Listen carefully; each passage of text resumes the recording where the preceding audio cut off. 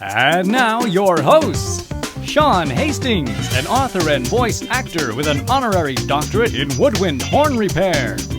Jonathan Sulzbach, writer, graphic designer, and self-publishing aficionado. Together, these fine fellows form Cinema Filibuster.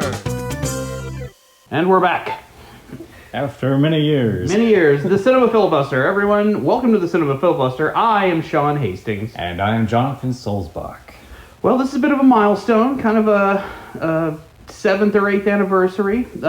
Several years ago, what was the year? 2017. 2017, John and I went and watched Shin Godzilla, went out to his car, ate some Top Pot donuts, got it right that time, and talked about Shin Godzilla. Well, now here we are in 2023, and Toho, after however many years that is, can't think of it off the top of my head. 6 years. 6 years, has released another Toho Godzilla film called Godzilla -1 that John and I have just watched.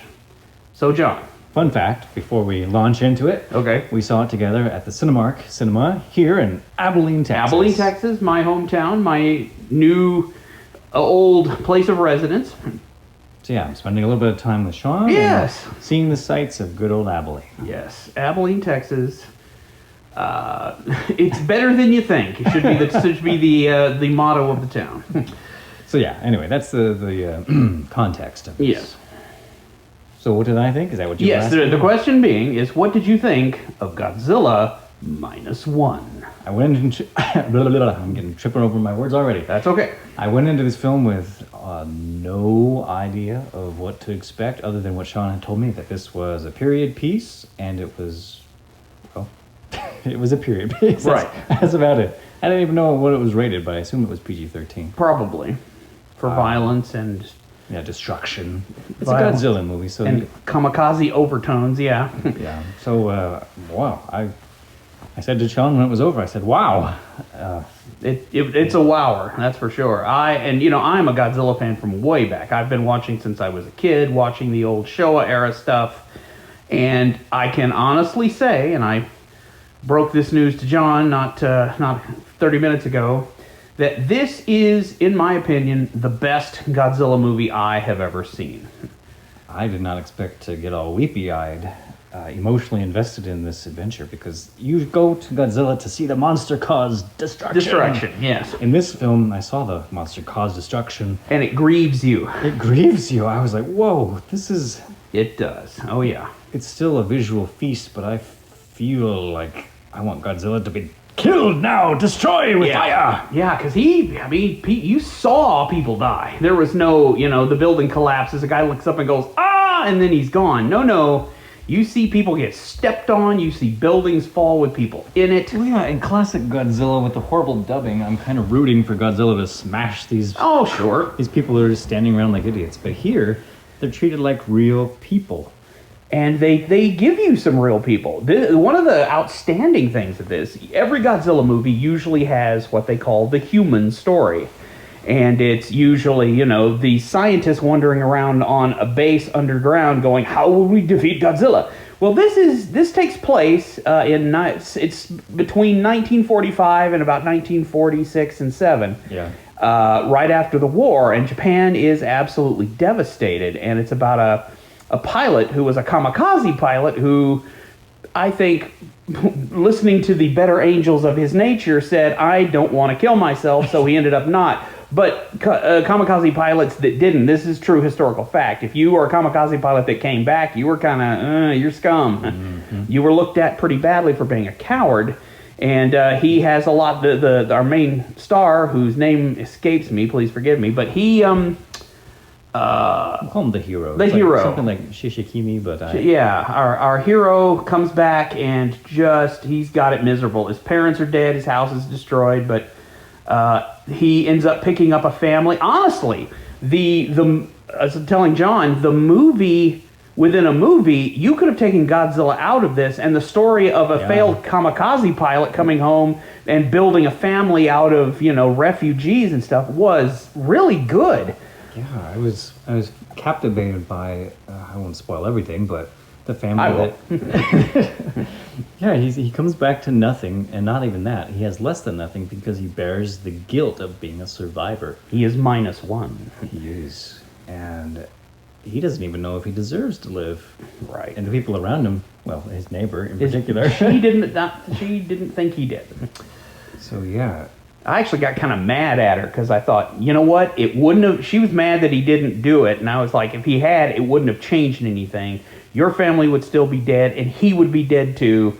I wanted to just slap her in the mouth. I was so, but you know. But even she turned out to be I would say a good person, but a person with a heart. Yeah, she understood, and she didn't want him to, near the end when things happen that we won't talk about because I don't want to spoil the end. The ending is quite good. As a father and a husband, it connected with me, or I connected with it, and Sure. It moved me to tears, and I was fighting it back at several points. Just his general feeling of unworthiness and not feeling like I should have any kind of happiness. Yeah. And then his reluctance to say, maybe I can have a life, and then getting smacked across the face by life. And then without getting specific, life happens to him again, and it just keeps getting worse and worse. And then he has a chance to do something heroic, and by that point in the film, you're rooting for the ancillary characters. Yeah. I actually want Godzilla to perish for the Yeah. first time ever. I'm like, usually I'm like, save the Oh, beast. poor Godzilla. Yeah, but here- this you're like, get rid of it. It's a problem. You remember 2014's Godzilla with bomb disposal guy? No, bomb disposal guy. I Yeah. wanted that guy to bite it so bad. I didn't. Yeah, I have to tell you, all you listening public, the Japanese know how to make a good Godzilla movie. They make do. way better ones than we do. I usually don't rave about special effects because I think that they're there to help tell the story. They were there to help tell the story in this movie. And it was excellent. It was some of the best looking. I mean, it was some of the stuff was almost photorealistic. It was some of the best special effects I have seen in a movie. Full stop. Yeah, I enjoyed the characters that were built around the protagonist. He was on a boat with these characters to help retrieve mines left over from the war, and it was so interesting that they stayed together throughout the film. And again, I don't want to spoil everything. Yeah, I like the doctor, the young inexperienced guy who, oh man, I wish I could have been in the war. In the war, no, you don't want to be in the war. Sir. You didn't want to be in the war, no. And even the other survivor who keeps telling our protagonist that he should have died. Right. Yeah. Even he, has served a role and an important function. I feel like I'm dancing around all the spoilers. No, it sets it up. That sets it up nicely. I didn't feel that there were any wasted characters. No, not at all. Everybody was fleshed out. Everybody had a reason for living. And if they died, I would have, or if they did, or if they didn't. Who knows? Who knows? Some of them. I would give Godzilla -1 a plus. Well, we don't really have a scale, do we? No, we really don't. A plus 10. A plus 10. I give it a plus 10.3. I don't even know what we're. No, we don't. We make it up as we go along, folks. On But a it's scale of -1 to 10. I'd scale give of -1 to 10, it gets an 11. So there you go. it was excellent. It was quite a good movie. I wholeheartedly recommend it.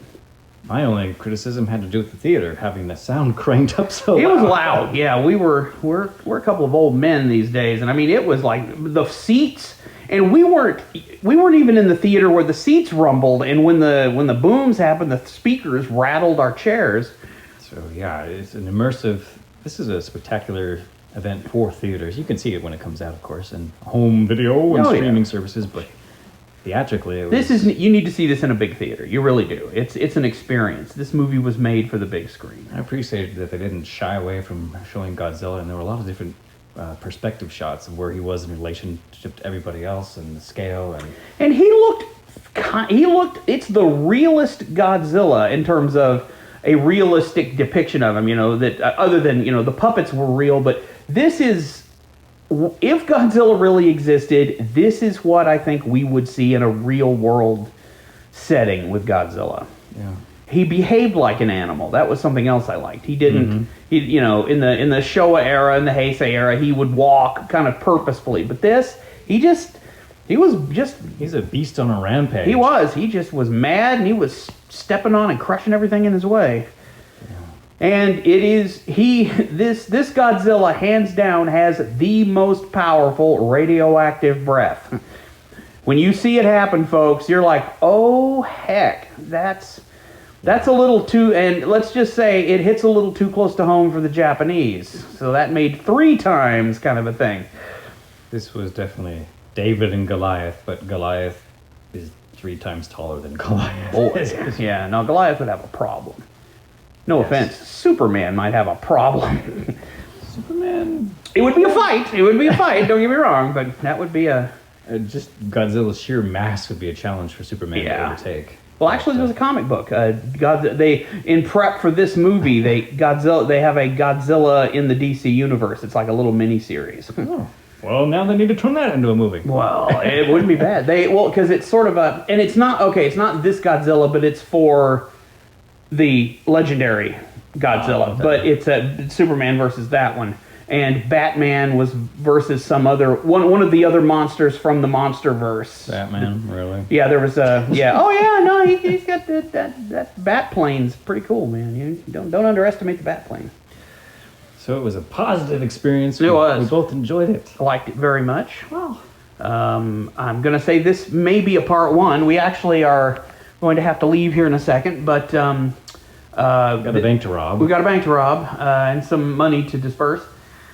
But this may be just a part 1 to a part 2. If we get some more thoughts, we will put this back together, and we'll figure out how to organize this later, because this is, I will leave this in John's good hands, because this is his bailiwick. This is definitely an off the cuff. An off the cuff, filibuster. yeah. We are sitting on my dark blue leather couch that has no butt support, and we're sinking into it. All right, folks. Well, until we think of something else to say about this, I am Sean Hastings. And I am Jonathan Solzbach. And you can color us gone. And now, the credits. Intro music by Matt Steiner.